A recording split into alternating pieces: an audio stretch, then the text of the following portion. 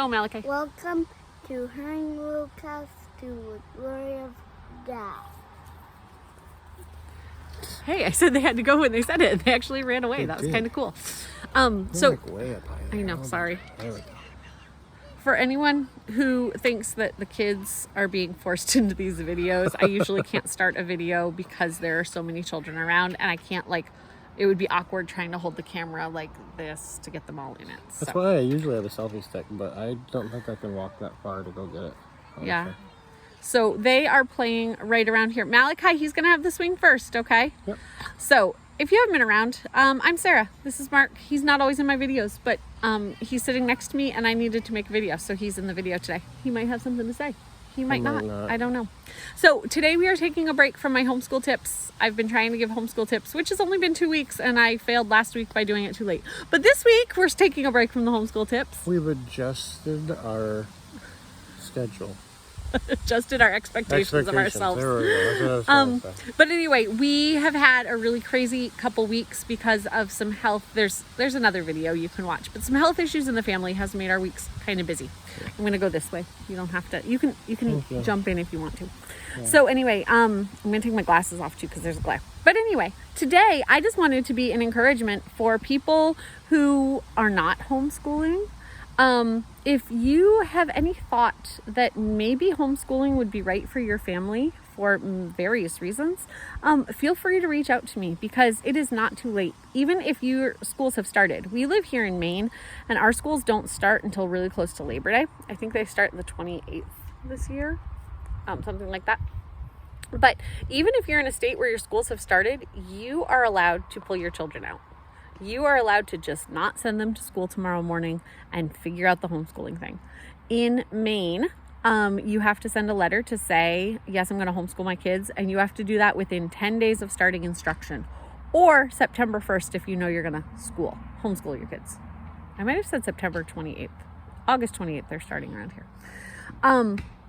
So anyway, you can, if you decide in September 15th that this school year is really not working and I want to pull my kid out, you can do that and then send a letter to the state. You just don't have to send them back the next morning. You might want to call the school and say that they're not coming back so you don't get a call every morning asking where your child is. Contrary to popular opinion, your children are yours. Yeah. So your children belong to you, not the state. And this video is just an encouragement for people who may have considered homeschooling. Maybe it's for medical reasons. There are reasons within the family that it makes sense to keep Josiah home from school so that I could be a one-on-one instead of him having a one-on-one in the school. Maybe you want to keep them home for academic reasons. Maybe you have a child who's very, very gifted in math and your local school does not have a good math program.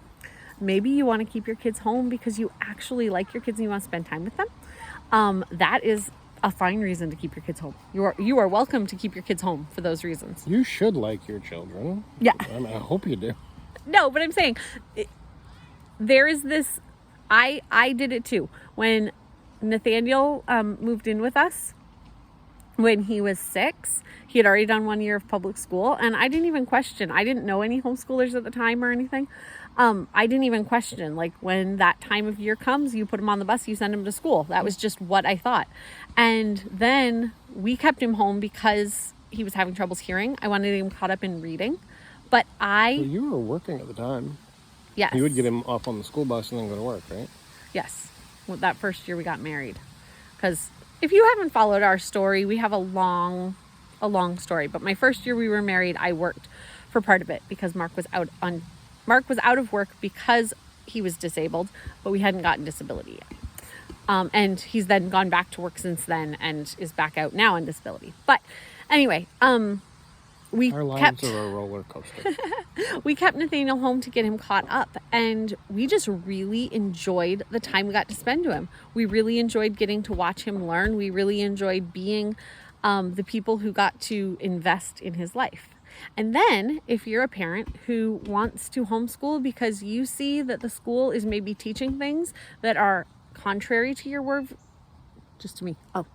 contrary to your worldview, or maybe you want to teach things that the school isn't teaching. So for us, there are things taught within the school system that I want to be the one to cover those topics with my children. I'm not saying that we don't cover those topics. We actually had a discussion on the way to church on Sunday morning with all of the children in the car, plus my mother-in-law in the car, about girls and puberty and boys and puberty and when people, like when girls start their cycles. Like that was the conversation we had, just a topic of discussion in the car on the way to church. I do not want my kids to be taught those things in the public school, because I was taught those things in the public school, and it is very humiliating. As a girl, I don't know, for me, I felt very awkward learning those things next to the boys in my class, knowing the boys in my class knew what was going on in my body, all of those things. But within our home, I can explain to my kids that, hey, boys, be nice to your sisters when this happens, because they have a lot of hormone stuff going on that you don't understand. And girls, be nice to your brothers when their voices crack and they don't understand what's going on with their body, when they want to be big and strong, but they can't be as big and strong as they are going to be in the future, when they're still shorter than you and they really want to be taller. Be kind to each other. You're saying that large groups of teenagers, young people getting together and making fun of each other because their voices crack, or they're not as tall, or they're not as whatever developed, is a consequence of getting a bunch of kids the same age together. It's bullying. It's called bullying. That's it. It's called bullying. Yep. There were things in school that were very humiliating to me, that were just because of how kids interact with each other when they don't think anyone's listening. And also, because half the time no one's paying attention. And also, I found out things in school about like human sexuality and stuff that I did not need to be taught at the ages that I did. And it wasn't always from the teachers. Like, it wasn't always the curriculum. Some of it you still don't need. Yeah. Like, some of it's ungodly things that should not be talked about, right. in period. No, but I'm saying some of it I was taught by teachers, and some of it I was taught by classmates. Mm-hmm. And some of it was accurate information, and some of it was not. Yeah. So anyway, that's not a topic that I want taught to my children by teachers or students at a public school. But even more so than that, I keep my kids home. We keep our kids home. Our kids get to stay home with us so that we can teach them about God. Mm-hmm. And that's not happening in the public school. Even if you have a conservative public school, that is not what schooling was meant for. Like, not schooling, but like the public education system was meant to produce factory workers. Like, that's why they started the education system. That's why we all are expected to read at the same age and grade, and why we're expected to do the same math at the same age and grade. And we all stick them all together so they get used to working with people that are just like them. Mm-hmm. So you can stick them in little boxes. Not how God designed children to live. And when I just say adults. Public education, when I just said public education there, I meant compulsory attendance public education. Right. If you see, we were talking about this the other day. We have a friend who was teaching, like they were teaching their children at home about the Bible and stuff. And because their children wanted to pursue certain things that they could no longer teach them, they sent them for skills learning towards the end of high school. Yeah. And if your kid, like, not Nathaniel, Nathaniel's one of our kids, but Samuel talks about being a firefighter. Yeah. I don't know how to teach him how to be a firefighter. If he wants to do that in his future, at some point he's going to have to go off to firefighter training. And medical training, for that matter. Yeah. Because nowadays they won't hire you unless you have is it paramedic? Or maybe it's an EMT. You need some actual certifiable medical training in order to pursue certain jobs. Right. So we're not saying anything about education if you're looking at your child's best interest and what they want to do with their future and all of that. I'm talking about compulsory attendance. Your child turns 5, you are supposed to send them on the school bus because that's what people do. That's what I'm talking about. But I get to keep my kids home. We get to keep our kids home so that we can teach them about God. And we can teach them about God through doing Bible as a family every day, where we sit down and we read the Bible and we discuss what's going on.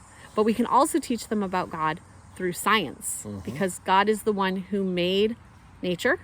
He is the one who upholds the laws of gravity and inertia and all those things.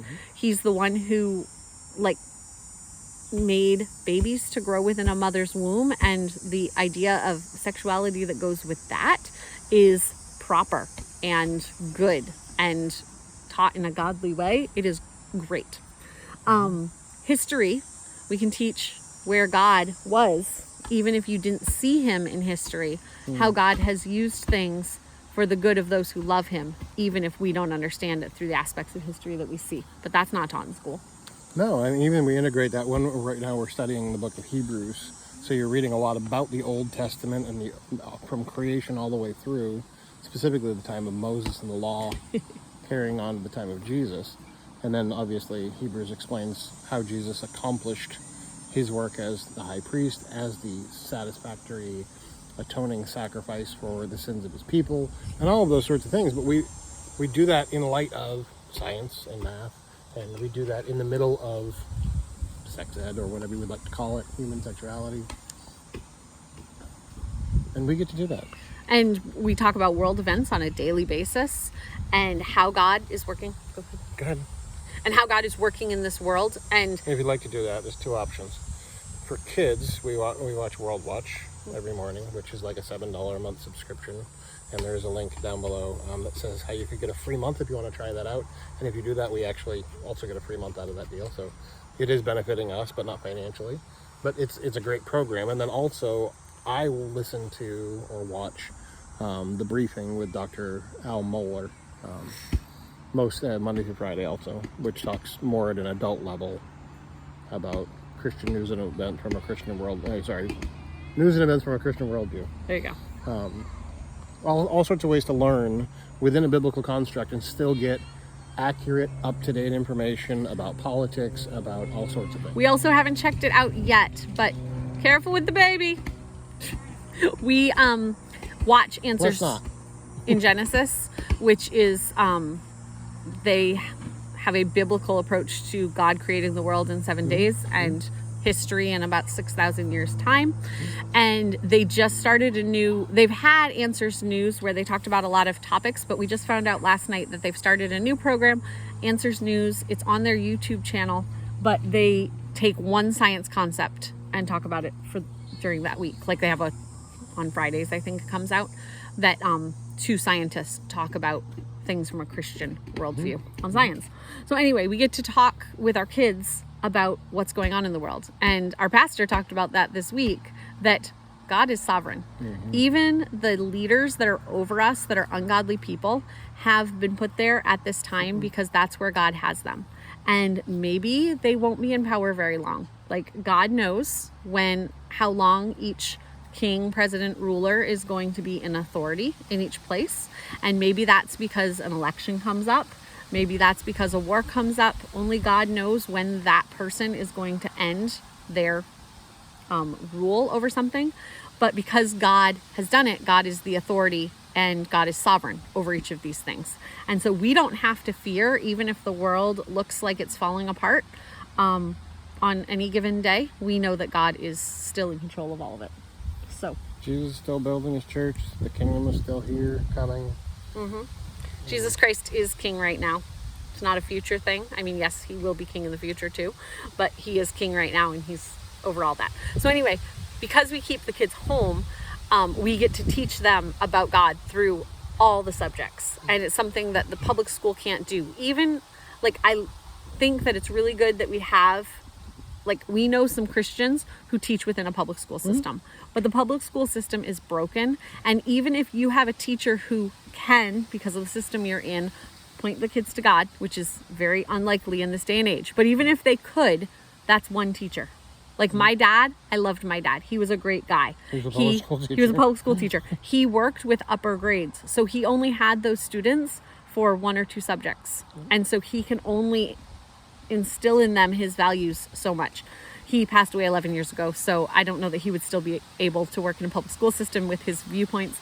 But anyway, even if you had a great teacher, one great teacher, they can't do everything that a parent can do in teaching their kids. Well, and they're still not every day. parents. And they're still not a parent. They're not a parent. God didn't give children to the state. God gave children to parents.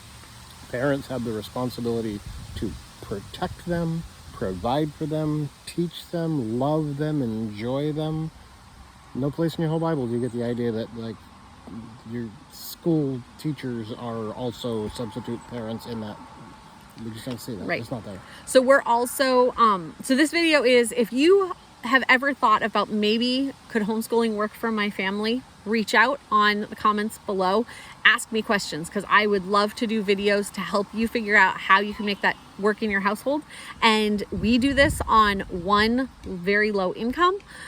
We know people who do it with very large incomes and are able to do things. We know parents who do it where both parents work. We know parents who do it where both parents are home, like in our situation. We know single parents that have homeschooled. Yeah, single parents that have homeschooled. And worked. If you want to homeschool, there are ways to do it. So please reach out. This is also an encouragement. Hopefully things that I've already said are an encouragement for people that are already homeschooling. But just let him ride by himself. We have the kids out here playing.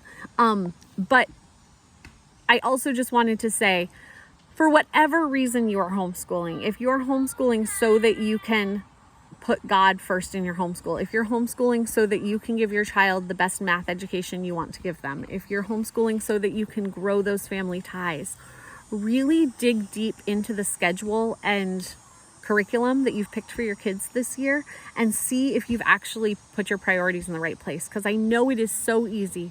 Like, one of our big reasons we want to homeschool is so that we can point our kids to Christ.